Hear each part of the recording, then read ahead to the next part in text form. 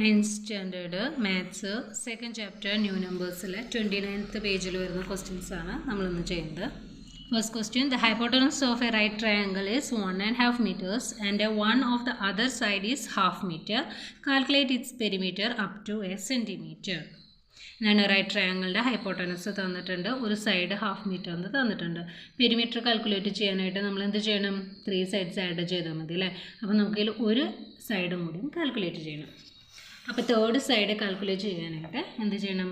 Equal to Pythagoras theorem അല്ലേ, root of hypotenuse square minus base square. അപ്പോൾ ഇതിൽ ഈ ഫോർമുലയിലേക്ക് നമ്മൾ എന്ത് ചെയ്യുക? നമുക്ക് തന്നിരിക്കുന്ന ഹൈപ്പോട്ടനസും ബേസും ഇട്ട് കൊടുക്കുക. അപ്പോൾ എത്ര വരും?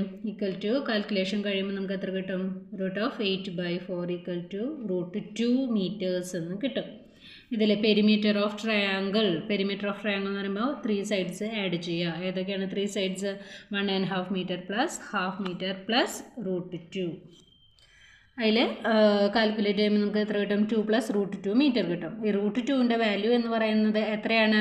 1.4142 അല്ലേ. Root 2 equal to 1.4142. അപ്പോൾ 2 + 1.4142 equal to 3.41 meters.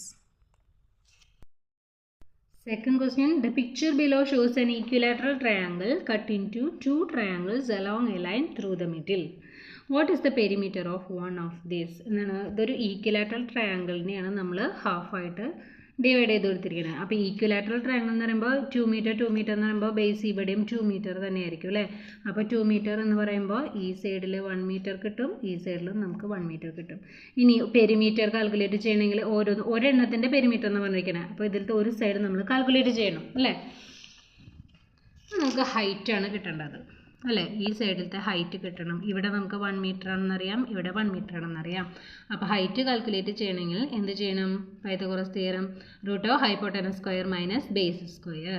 Hypotenuse square എന്ന് പറയുന്നത് 2 meter ആണ്. 2 square minus 1 square equal to root of 4 - 1 equal to root 3 meter. Perimeter of 1 triangle എന്ന് പറയുമ്പോൾ അപ്പോൾ ഏതൊക്കെയാണ് കിട്ടിയത്? 2 + 1 + ഇവിടെ ഇപ്പോൾ റൂട്ട് 3 കിട്ടി. Root 3 equal to 3 + √3 meters. ഇനി second question, how much is it less than the perimeter of the whole triangle? എന്താണ്?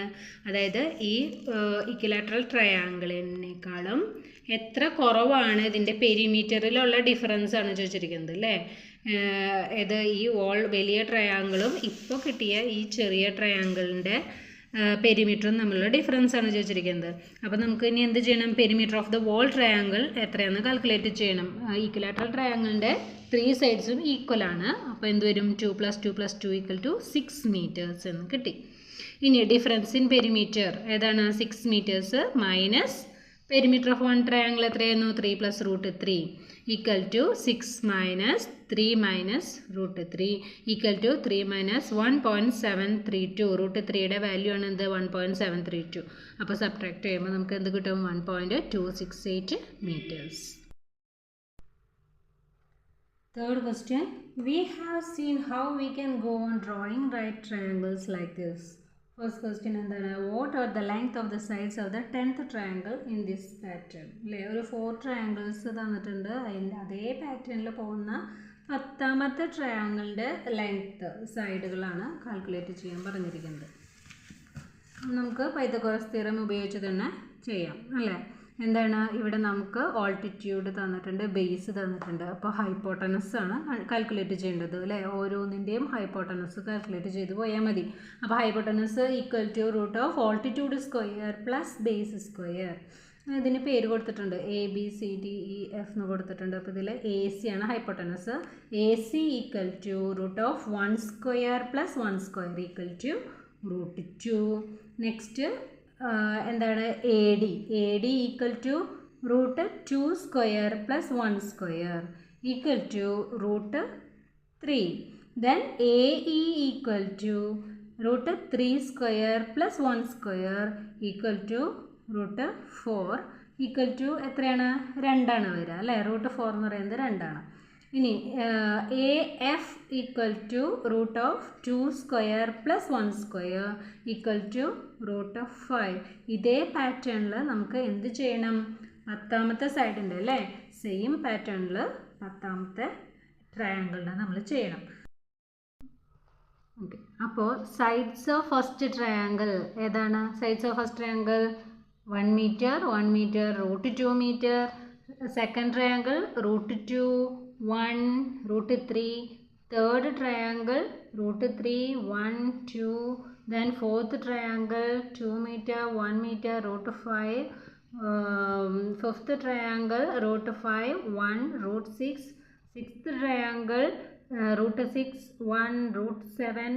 Seventh triangle √7, 1, √8.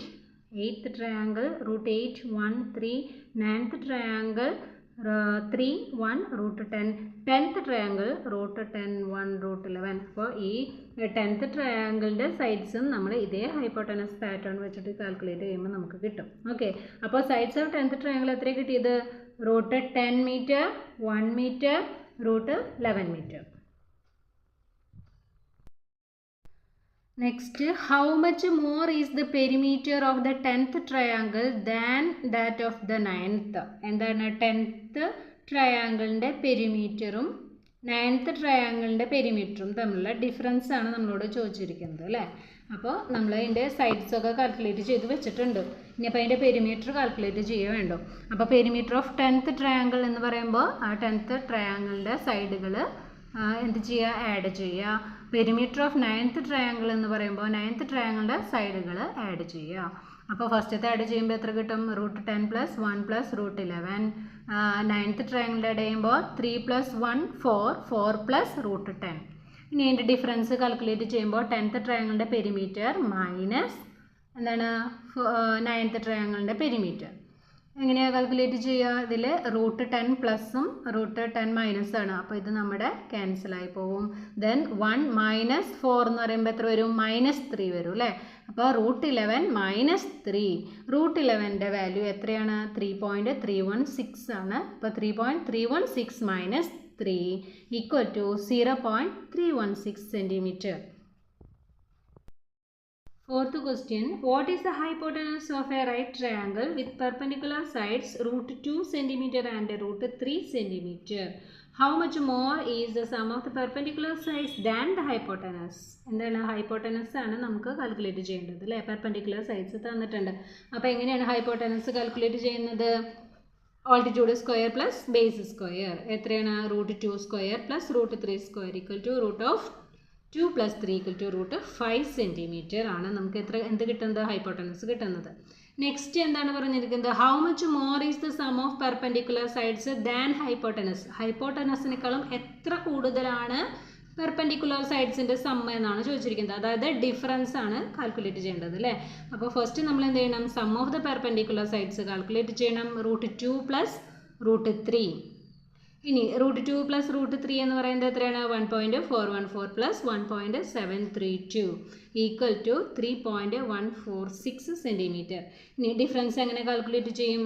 ഈ √2 + √3 - √5. √2 + √3 നമ്മൾ കാൽക്കുലേറ്റ് ചെയ്ത് വെച്ചിട്ടുണ്ട് അല്ലേ.